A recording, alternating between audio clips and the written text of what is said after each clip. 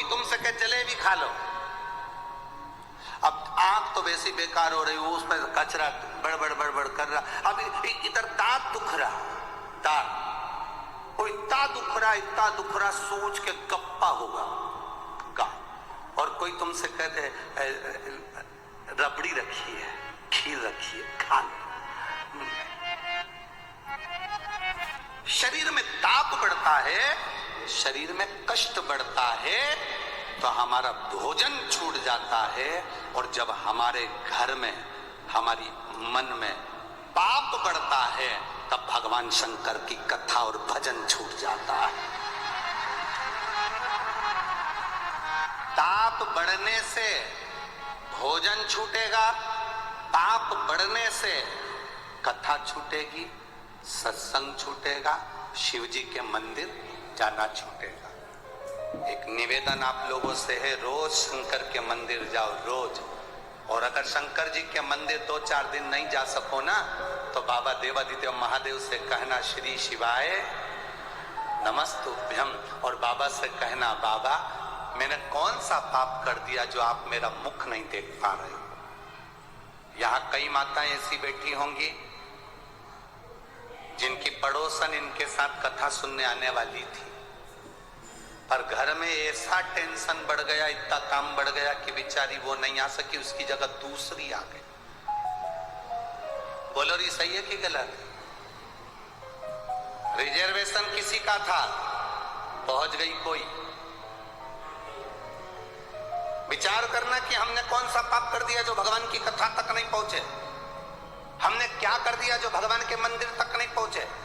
हमने क्या कर दिया जो एक लोटा जल चढ़ाने के लिए हम शिव के मंदिर तक नहीं जा पा रहे। ऐसा क्या हो गया?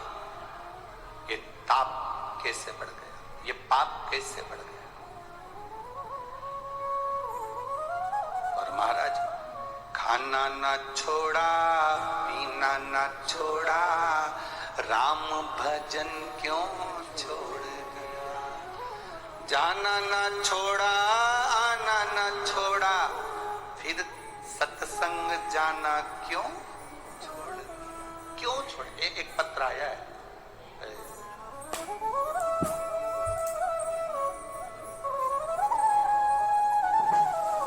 मेरा नाम भगवती देवांगन, निवासी नेबई बस्ती भिलाई, जिला दुर्ग का रहने वाला। कहीं बैठे हो तो हाथ हिला सकते हैं। आप ही हैं? हाँ, दोनों हाथ हिला दो। धर्मपत्नी भी आई है साथ में, वो भी हाथ हिला। हाँ, हिला दीजिए।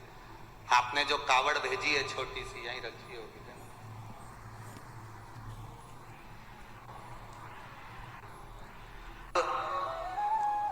इस कावड़ का महत्व क्या है? क्यों इन्होंने ये कावड़ भेजी? इसका कारण क्या है? क्यों कावड़ भेजी है? ये पत्र के माध्यम से समझे। शिव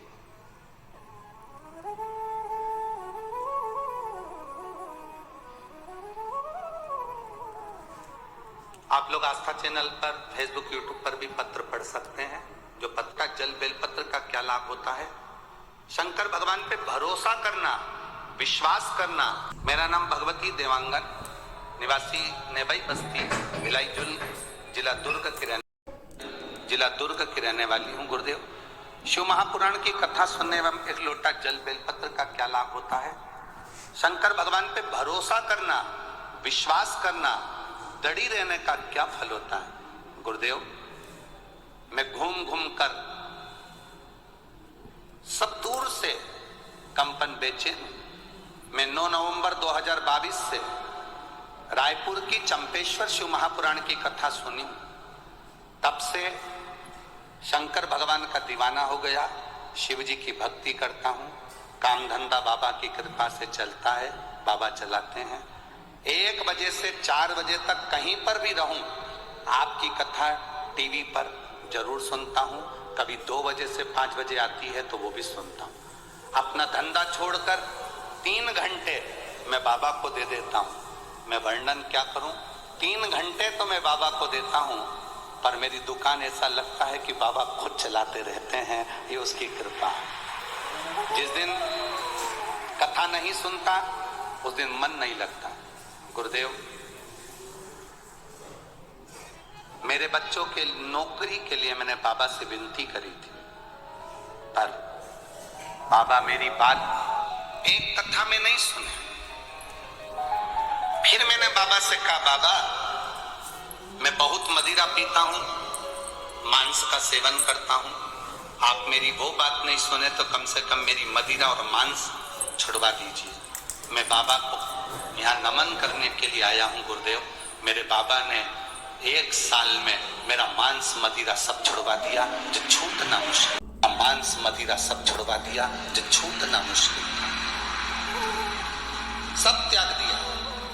गुरुदेव, जब मेरा कथा में आपने कहा कि सीहोर की कावड़ भराएगी, एक दिन की कावड़ भरने के लिए मैं सीहोर गया और बाबा से विनती कर कर आया, मेरे 2 बेटे हैं, दोनों का जॉब नहीं है सरकारी, आप कृपा कर दो तो इन दोनों की नौकरी लग जाए। मैंने कई बार बाबा से विनती करी, पर बाबा मेरी बात हो सकता है कि किसी कारण नहीं सुने।